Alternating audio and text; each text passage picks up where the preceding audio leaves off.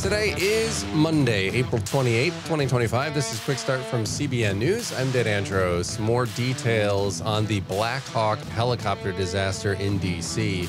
We'll have that top story and more on today's podcast, where we bring you news from a Christian perspective. Don't forget to subscribe. Leave a rating on whatever podcast platform you're listening to. Click the star, whatever you got to do. Helps us out a little bit. We'd appreciate it.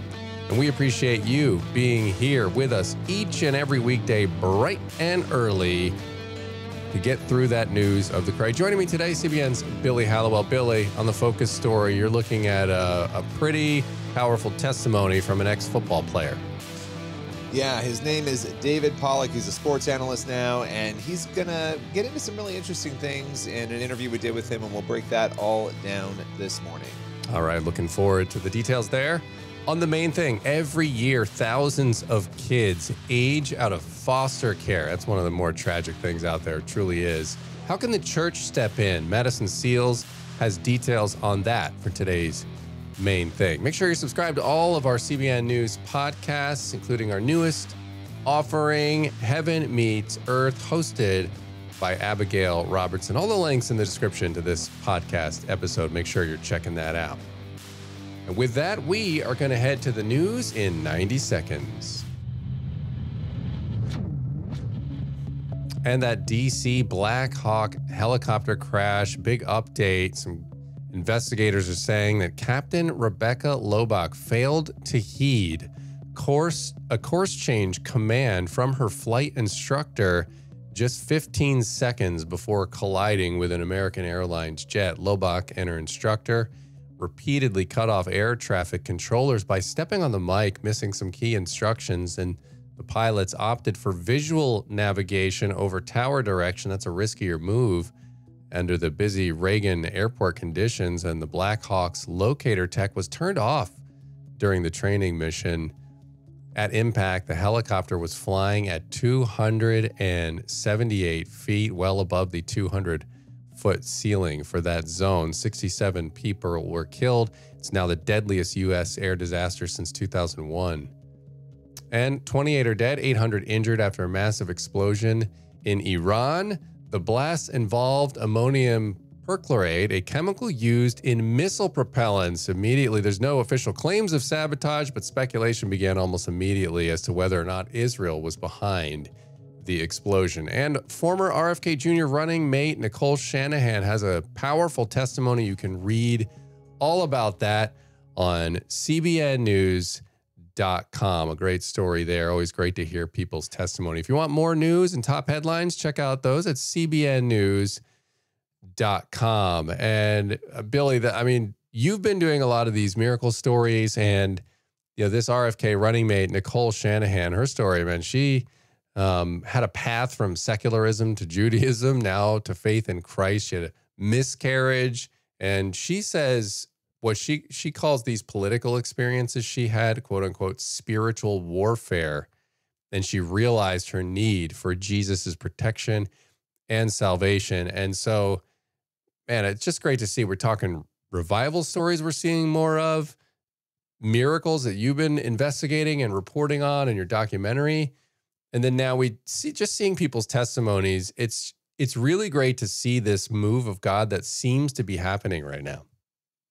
Yeah, well, and it's interesting because I think when people like her speak out and when other people share, when we're doing films on it and talking about it, a lot of people are experiencing these things. The reason most Americans believe in miracles, even those who aren't believers, is because there's some evidence that people are experiencing them around them. Either they are or they know somebody who has. And because they can't explain it, sometimes they don't want to talk about it. But the more people do talk about it, the cool thing is that there's more conversation openly about it. And so I'm actually really interested to see the other people who come forward with similar stories. Yeah, absolutely. Me too. 100% for sure. And you're going to find a lot of them at cbnnews.com. So stay tuned on our website, on our YouTube channel, and everywhere else CBN News can be found. Well, in our focus story here, as we mentioned at the top, Billy, an ex-NFL star who had his career really cut short due to a just shocking injury. Now he's on a mission to inspire kids and families. So what's the story here? Yeah, this is an interesting one. It's he's a football analyst now. His name's David Pollack, and he's on a mission to inspire kids and families, as you said, and really looking to share faith, hope, and truth. We had a great conversation recently. He talked about not only his new book, The Won't Quit Kid. It's a book he has with Brave Books. We've done a lot of stories on Brave Books and Kirk Cameron and others who have worked with them to create these kids' books. But he's a former linebacker for the Bengals, and has this book out, and again, really looking to teach kids, proper values, what really matters most. And so the book itself is interesting. He talks a lot about the fact that it's not, life is not all about performance, right? He wants to teach kids that things can be hard and they can be tough, but that they can be navigated. And these are some of the lessons he deals with in that book. And gets into his own story quite a bit as well. Just again, and this is what I love, because a lot of kids' books don't really do this. They deal with sort of smaller issues, maybe, but navigating the real tough moments that are going to come for kids. Even as adults, we know this. We have to weather life storms, and so he's really been on this mission to help young people do that through this book. Yeah, you mentioned those storms. So what has he learned about navigating these things that come along? And obviously, he's had some pretty traumatic ones. Yeah, it's interesting. As we sort of get into that, his journey to faith, he talked about the fact he didn't grow up as a Christian, but there were a number of things that happened when he was a senior in high school that changed his perspective, and that kind of leads into some of the difficulties he's had. But he was invited to this lockout event at a church where young people, stay inside the church, they play sports, and they hang out. And around the same time, he had a teacher, a physics teacher, who had this Jesus sticker and would always listen to praise and worship music. And he would jokingly call this teacher a Jesus freak. But over time, they forged a relationship. And when his English teacher, a different teacher, wanted him to do this assignment, he had to read 200 pages of a book. He wanted to read the Bible. He thought, well, I'll choose the Bible. At this point, he was feeling prompted, I think, in light of these events, the other teacher and the church event. And at first, the English teacher was like, no, I don't know the Bible, so I can't really even make sure you've read it, right? Which I think is interesting. The teacher said that. But he suggested, well, why can't my physics teacher, a guy who knows the Bible really well, why can't he make sure I've read the Bible? Why can't I work with him? And so the teachers actually agreed to that. And then he found himself exploring the Gospels, going into the Bible, looking at the disciples. And so he said his life was forever changed as a result of that. And he wanted to know more and more. And so he started going to church, and the rest is history. He accepted Christ and ended up having a coach who was a Christian in college, and went on to go into the NFL. But that's where the challenges hit, right? You have this dream, you go into the NFL. And I believe he only played for 2 seasons because he had a career-ending injury.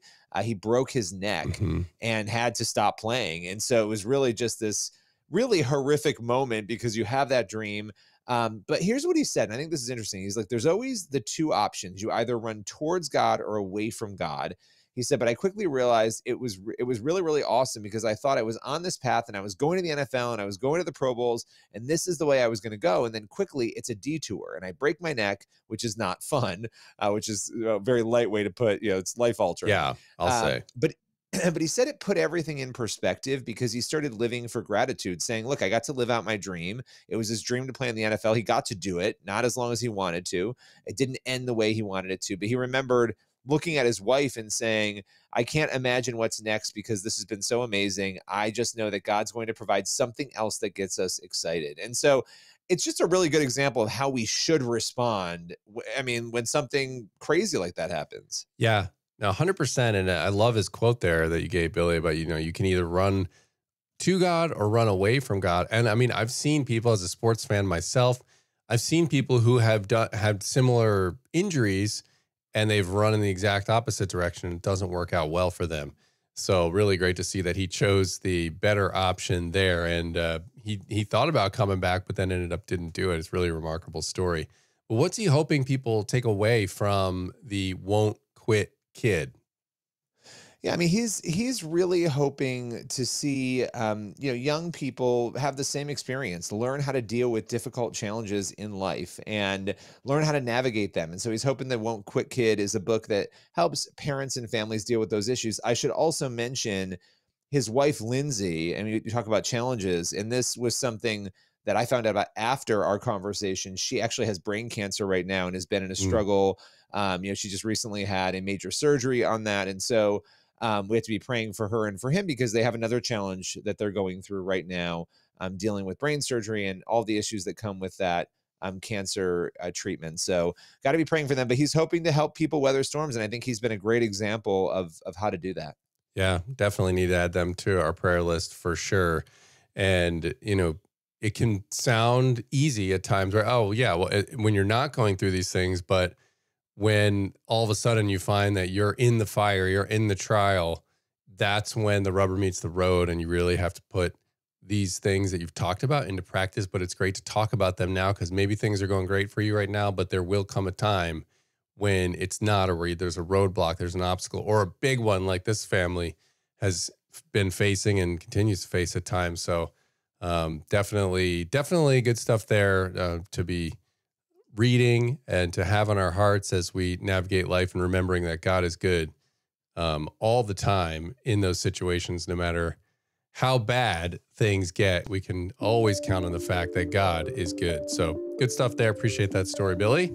And we're going to head to the main thing now. And each year, more than 23,000 young people age out of the foster care system in the U.S., often without the support they need to really thrive. So ahead of National Foster Care Month, Jill Merrier joins Madison Seals to share her family's journey of getting involved and how the broader Christian community can really make a difference on this issue. That conversation is today's main thing. Jill, first of all, can you tell me a little bit about your family? Sure. We are a quite, I would say, large and unique family, diverse and multicultural, but also with kids with extra special needs. I have 4 that are biological. I have 2 that are adopted, and I have 2 that we just signed our 31s for that are going to hopefully be officially adopted by the end of May. And we have our other crew of 3 more that we are hopeful. I know that especially 2 where we're heading for adoption for our other 2 kiddos as well. Yeah, you and your family definitely have a special place in your hearts for children in foster care, and especially children with special needs. So can you talk about what ignited and grew that passion?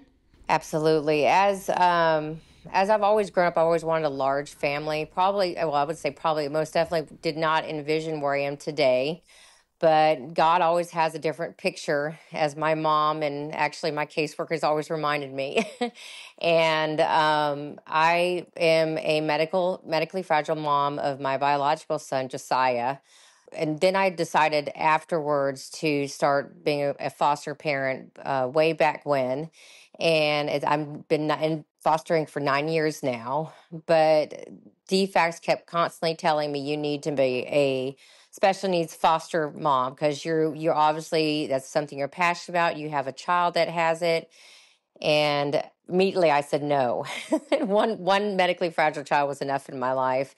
And I said, absolutely, especially not a child with seizures, because my son struggled with epilepsy. But over time, I got to see and I guess maybe it was God also pulling at my heart, the need for special needs foster homes and medically fragile foster homes, because it can be a scary and daunting thing and very time consuming. But I was already in it. I was already working full time at home. I had the ability to do it.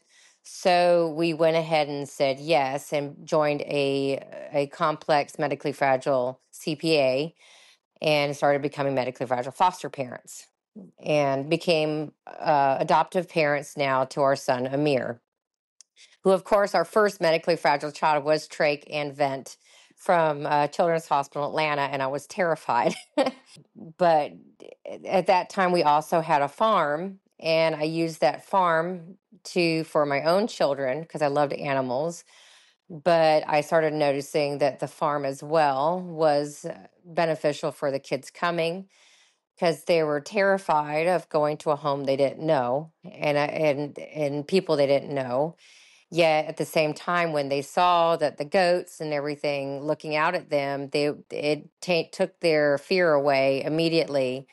And they're just smiles, just the therapy of just an animal coming to greet them. In a way, it healed them from a lot of unknowns and just helped them through it.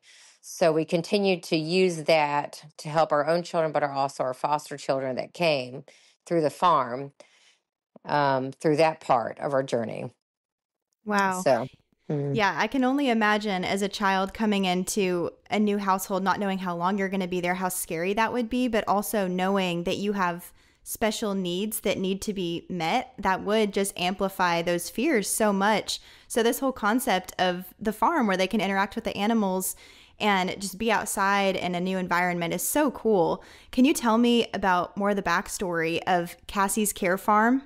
absolutely. Amir, as I said before, was our first medical placement, and it kind of opened our doors. I have a medical background as well.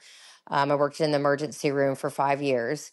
So I've always loved medical anyways. But then I also, when I took care of Amir, he taught me as trach vent, and then I got the call for our daughter, Cassie.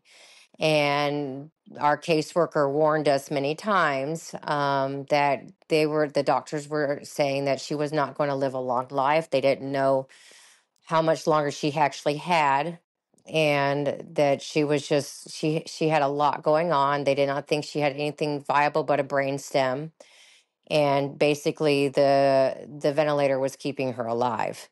So we were trained, and I couldn't have done this if I hadn't already been trained. Amir kind of broke the way. God eased me in, I guess, a little bit with trach vent, and so that I was able to take care of Cassie. And so 2 years of our lives were wrapped up in Cassie. She lived 2 years, and the doctors never thought she would even do that. And she got to be in our oasis, I guess, in a way, a farm, because Cassie could never leave. She had to be hooked to machine. She had to be under a heating blanket. If she got cold, her heart rate would break into the 30s. She was just very, very fragile. We were very blessed to have our farm and the ability to surround our children still with all these things to give them, even though we were so tied into home. But when Cassie passed away in 2022, my grief, I guess I wrapped up my grief into doing something in her memory. We already had a nonprofit horse rescue farm rescue. So we turned it into a sanctuary and created Cassie's Care Farm in honor of Cassie. And it's a handicap accessible small little farm area in the front of animals that came to us from rescue and surrenders, that kids can come and visit anytime, any day during the week for free. And we've gotten donations everywhere. It has like a wheelchair pathway. We have handicap accessible gardens, handicap accessible a sandbox so that kids can roll up in a wheelchair. We host 1 week through our licensed occupational therapist, that she comes out once a year and hosts a summer camp for nature-based therapy for children. And so it's taken years to get to here, but it is amazing to see that we were able to use Cassie's life in an amazing way still, in making a difference in other children's and families' lives. Yeah, absolutely. What an incredible support system, I'm sure, for not only the children, but the families you've built as well through this. What is one takeaway from your experience that you can share with people who are considering fostering a child or multiple children? It is very hard. It is going to be heartbreaking. There are times where you feel burnt out and you can't do it anymore. The system is obviously broken, as you can see, the world is broken. So no matter what you enter in life, there's going to be heartache, and there is going to be loss and disappointment. But if you surround yourself with things that, or people, I would say, that help you in your journey, I think that's the number one most important. I could not have done this without Bethany's support. Our caseworker, Abigail Sullivan, is family to us. She has gone through, we lost a medically fragile child who passed away, and she was there for us. And our pediatrician was there, our palliative care doctor was there. When we lost Cassie, both the doctors came and they went to the funeral home. They painted her hands. They made us pictures of them. It's just a community. So I guess I would say, if you feel in your heart pulled to do this, especially medically and special needs children, because they desperately need homes that give them everything they need and love, and someone to fight for them when they're sick, is surrounding yourself with some people, the people that believe in you, that encourage you. And obviously you have to just trust that God is in control, that even though sometimes it feels like everything's spinning out, he's got everything under control and all things work together in his plan. So how can Christians get involved in some way? And is there any way that people can help outside of directly fostering? Absolutely. I would say we are hooked up with Better Together Foster Care Ministries, which through Warren Baptist Church locally to us.